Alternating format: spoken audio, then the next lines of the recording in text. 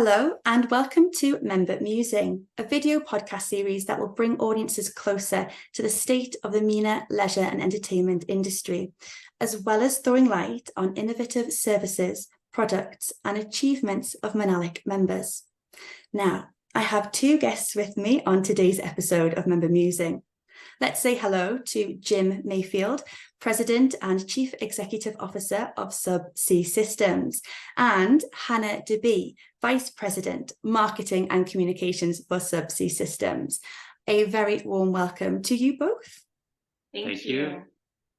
Now, by the company's name, I think our audience can guess that we're going to be talking all things water today. Subsea Systems is a family business that designs immersive and interactive products and programs for the marine tourism industry. Subsea Systems is celebrating over 30 years under the sea. So, Jim, as president, can you take me through the company's journey a bit? And also, what motivates you to keep producing innovative water attractions over 30 years?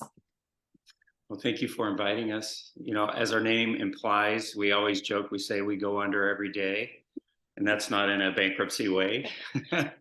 But our passion and really the pursuit of the company through products is to find and make the ocean accessible. So we've been creating products now for 35 years that has been making the ocean accessible to people who have no diving skill, or they're not scuba divers, they're not people who are trained to be able to explore under the sea. So we're doing it in a very friendly and easy way to make the oceans accessible. And that's our mission. You have a number of products here in the MENA region. These include some newer ones like your Sea Trek that is at the new SeaWorld in Abu Dhabi. And as well, you have a project underway, but hopefully you can tell us about it, at Qiddiya Water Park in Riyadh. This is your aquatic car, which is going to be a world's first. So I'm very excited to hear a bit more. Hannah, tell me about these products, but tell me what makes them special. Why are you and your team so proud of these offerings? Absolutely. Well, going back to what Jim shared, our company's mission, has been to get people in and under the water. And part of that is accessibility. The underwater environment is often difficult to get people comfortable in and to be able to explore. And so we've developed products since the company's inception, starting with semi-submersibles.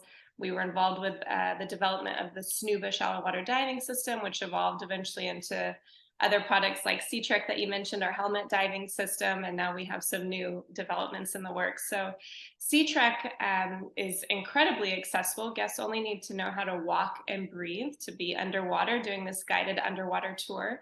So we take guests that are minimum age 8, and we've taken all the way up to 93 years old. Wow. So we have 4 individuals that have tied at that 93-year-old mark, which is pretty incredible. So we're taking grandparents all the way down to grandkids underwater. Most people, this is their first time underwater, so it's really exciting to see their reaction and to experience that joy with them. Guests can also wear glasses or prescription contact lenses, so that also opens up a whole nother world for guests that need corrective eyewear. And we've also introduced now a system called Adapted Sea Trek. And so this is a custom underwater wheelchair, and this allows guests with limited mobility to go underwater and join their friends and family on this tour. So we're really proud of that and excited to offer it to the world. SeaWorld Abu Dhabi will have this system called Adapted Sea Trek. And they also have one of the world's first. It's a lift that will actually bring the underwater wheelchair from the top deck at the pool all the way underwater to the trail to join their friends and family. That's fantastic. I'm not the most adventurous person myself, but I love the idea of what is going on under our oceans and underwater. And of course, I like to splash around in the sea and in a pool and sometimes some water parks, but to fully submerge yourself underwater and to get that sort of feeling that, as you've mentioned, skilled divers and professionals have, but for myself, I would have no skills, and to feel like that, I think is wonderful. what do you feel? Do you try your products out? How do you feel when you take those first steps? Absolutely. So Jim is actually my dad. As you mentioned, this is a family business. So I'm second generation in the business. I have two brothers that are also heavily involved in the company. And we've been doing this since a young age. We've always been in and under the water. But for us to do it, I think the joy for me is just seeing people's reactions. A lot of people come out of the water and say, this is the best thing I've ever done in my life. And for us, we're like, wow, that's pretty incredible. What have you been doing with your life? But two, we're so excited that we could introduce you to this experience. And so that brings a lot of reward and joy and kind of motivates us to continue creating products to help more people get under the water and experience this joy that we get to have each and every day. And you're a typical client, somebody or a guest who really has fears. They either don't have swimming skills, or they're wearing prescription glasses, or perhaps are just uncomfortable in the ocean. And so we're really alleviating a lot of those fears through the product and program. These are guided programs, like Sea Trek is a guided program, which is offered at Atlantis, Dubai, and now at Abu Dhabi at SeaWorld. So, we try to take all that discomfort away and make it a very relaxed. Walking under the sea is like walking on the moon. You feel that sense of weightlessness. You're weighted enough with a helmet to walk easily, but you literally can jump off the surface of the bottom a couple of feet with comfort. Although we don't do that much, but that's how that weightlessness feels, and that's really a unique feeling. But it's like slow motion. Looking at your products on your website, they do make me want to try all of them, and they look really exciting. And let's maybe move now to your Aquaticar. That's a project underway. You don't have to have a driving license for this, do you? No driving license necessary. So for us, Sea Trek, when you're in this diving helmet underwater, you're really experiencing that joy with yourself only. Maybe you might be talking to yourself or singing or having, joy underwater. And so we were kind of wanting to come up with a way where those individuals underwater could share that joy with someone else. So we thought of Aquaticar, two people in this canopy, they can be underwater together sharing this excitement. And that's kind of what sparked this invention of an underwater ride, and then eventually the development of Aquaticar. So what makes Aquaticar so unique is it's powered by bubbles. We're actually using the uplift force of bubbles to collect that power and propel it along the course. So it's auxiliary powered by a couple of large air compressors, and it's triggered along the course to release air underneath the car. We capture that air, and then it's released beneath these two large rotors in the back of the vehicle. And that uplift force is turning the rotors, and that's what's propelling the drive wheels along the course. So it's just this quiet, theme presentation, a really surreal experience. This is an adventure ride. I love that idea of it being quiet. That's a really great sounding part of the attraction. And you can just sort of take in what you're doing and imagine what else could be around you under the water. It's clear subsea systems are all about challenging itself as well as the industry, striving for new, innovative, inclusive attractions. Not that I think you might be able to tell me much more, but do you have any other plans in your head, in the works? How do you sort of keep coming up with these new, accessible, and even sustainable products? Yeah, so touching on sustainability, I think before we jump into more innovations, just one point on the Aquaticar, we really had intentional design when we created this ride, and we wanted the customer to be able to kind of monitor their power and maybe add vehicles to the course during peak hours of the day when they have higher throughput, and then remove vehicles from the course to lessen that electrical power needed for the air compressors. And so we've done that with the Aquaticar ride for Qiddiya. Qiddiya is really focused on sustainability. They have a massive solar farm that will be powering the water theme park. And so we've definitely had sustainability in mind when we've designed this ride. We have other products. We have a solar electric catamaran, and that's powered by solar panels and lithium-ion batteries. So sustainability is another aspect that we try to focus on with our product and product design.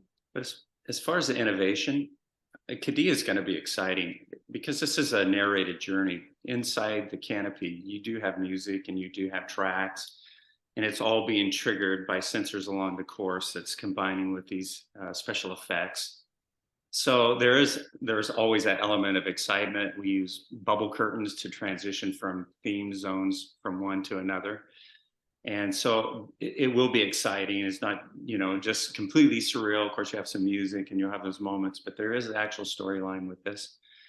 The next level, though, we're already working with Hasbro. We are working on a gamification aspect of Aquaticar, where we make this bubble blaster, which shoots a high-speed O-ring underwater, and you can shoot at targets.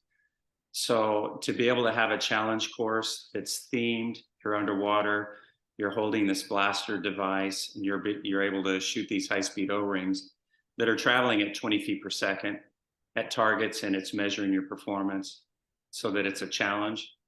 That's kind of the next level of Aquaticar that we're already working on with Hasbro. Sounds amazing. And I'm hearing these trends, gamification and storytelling a lot more. And even now, they're quite big in the water park industry as well. So that was some exciting insights. Thank you. And we'll watch out for that.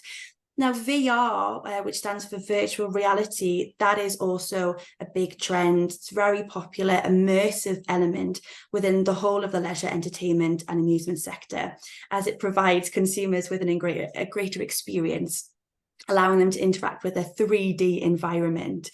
Jim, can you briefly take me through this trend of using virtual reality or augmented reality within attractions, and how much is this being included in the likes of water parks? Well, we're working on, let me just back up to say that water is a medium that provides neutrality as far as gravity. And to be able to be in a neutral environment and have a headset on and viewing this virtual world that's been created, all of those sensations that defeat that, weight on your seat, weight on your feet, which is gravity, it's gone away. So your mind believes what you see so much more when you're in this neutral environment. And that's really unique. We're one of the first products to actually take advantage of the neutrality of water to convey all these special effects where people really feel like when you're corkscrewing. But we make, it's called Diver Plus. It's a virtual headset. It's a snorkeling mask with a device built into it. You're breathing from a snorkel. And you're wearing a flotation belt, so you're lying completely prone and neutral, and you're holding on to a stationary thruster that's synchronized with the video content. So when you see yourself speed up in this virtual world, the thruster is speeding up. So it ties in that special effect that just drives the reality more home than normal because of this neutrality of water. And we have 5-minute video pieces that take you from space to ocean to fantasy kind of avatar experience. So, it's really the sky's the limit. These are all CGI created content pieces. And it's the only way you can do it. It's hard to use real footage because it's hard to stitch together an exciting 5-minute piece.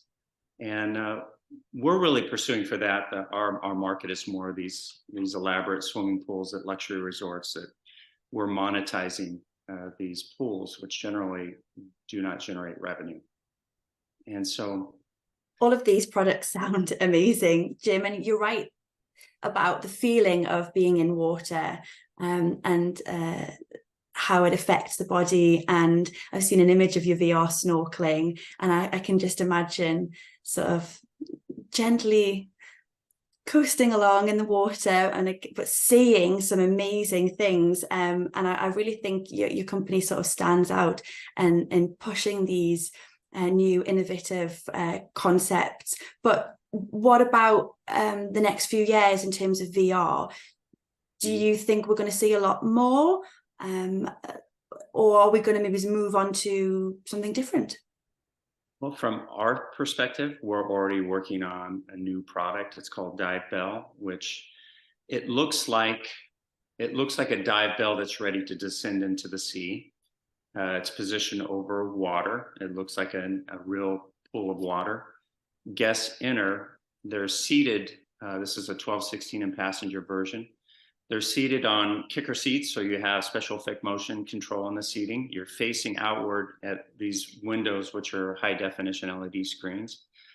And so you board the vessel, and we can simulate all that talk between chatter between the crew getting it ready. We're getting ready to plunge. We're counting down, and all of a sudden you feel the motion. This dive bell is connected to a six-axis motion simulator.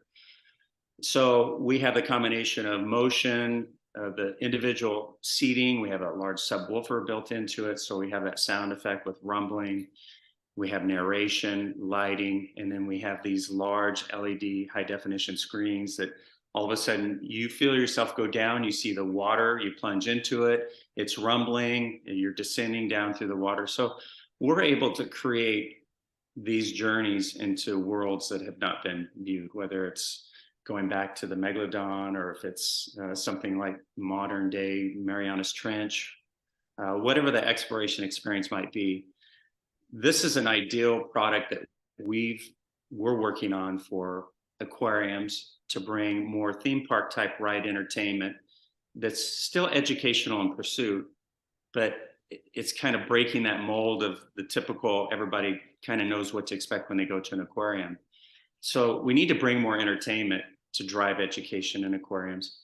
And then for water parks, going back to Aquatica, theme parks are more about storytelling, which is fantastic, and water parks are more about engineering, gravity, speed.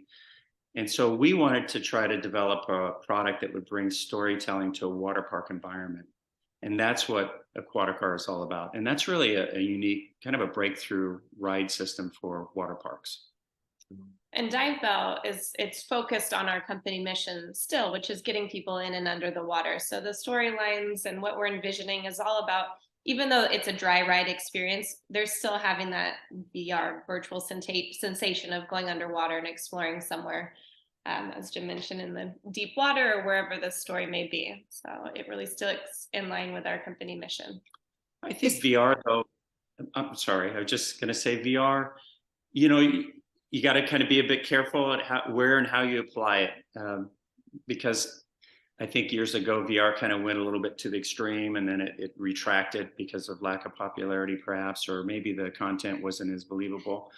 But I think that content's getting better, and I think the application of it, is becoming more defined in the areas where it's been determined to be more successful. All of these things sound amazing, and I can't imagine how you come up with these products and concepts. Is it a team effort, and what's it like working with family members? Yeah, well, we laugh. We always say my dad doesn't sleep because he comes up with these crazy ideas and brings them to the office, and we're like, what were you dreaming about? But it's really a team effort, because maybe he'll bring this concept to us and we'll dream about it and envision what it could be. But then it comes to my brother, my older brother is head of production. So it comes to his plate to actually make it a reality. And that's where maybe we take some things back, scale it back, make it more realistic, something that we can actually produce. So it's a team effort, and we enjoy doing it. And here's to another 30 plus years and looking at your fourth generation of team at Subsea Systems. And hopefully you can get some sleep soon, Jim. Oh, yeah. And we're already working on the third generations. They're all little. They're under 6 right now, but they love the water. So hopefully we'll raise them in an environment where they'll want to be part of the company. The 6-year-old thought of what a broom is so far. So. Sweeping the shop. That's brilliant. And, we can maybe only imagine what water attractions there will be when the third generation is where you are. Well, we're trying to stay in our lane, which our lane is to try to introduce people to the ocean in safe and entertaining ways. So we will always just stay in our lane. We have a Subsea Creative, which is a design team side that we're designing these environments that we're operating in. A lot of times we'll put Sea Trek into aquariums that have been either pre-existing in design, or maybe it's a new one being designed by theming companies that really aren't familiar with being in the water, doing the interaction more for viewing from the acrylic side. So we've completed a project already in Saudi for a whole themed interior design for scuba diving, sea trek, and snorkeling, creating snorkel trails. So we're trying to bring the best of the best of all these activities in an exciting, controlled environment where it's just ultimate viewing as far as marine life and coral and things like that. So that's really another area that we're working on, which is to help create these themed environments. And even in Sea Trek at our open ocean locations, a lot of times the best viewing is a long distance. You have to go by boat out to a remote coral reef if you really want to see pristine reef. So we're trying to take some of the pressure off the natural reef by increasing or creating these enhanced environments with sculptures and doing coral farming, and actually creating areas where guests it's more convenient access, it's in shallower depths, perhaps more protected, and still be good for sustainability. It's good for the environment. This has been wonderful to hear from you both, Jim and Hannah. Thank you so much. I really appreciate it. And I strongly suggest our listeners go and check out your website to look at your products and to keep an eye on some of the new ones that you've mentioned. Good luck with them. Thank you very much. So much. Thanks for having us. Of course, I'd also like to thank our audience for joining me on today's episode of Member Musing. If Jim and Hannah's insights have sparked your curiosity about innovative water attractions, then head over to Subsea Systems' website to discover more about the company and their work. You can find this link in our description section of this episode. Menalac is so proud to bring to light such rich discussions about the leisure and attractions industry via this podcast series, and we can't wait to bring you many more. Make sure you've subscribed to our podcast so you can be the first to join me in our next episode, and I'll be back soon. Goodbye.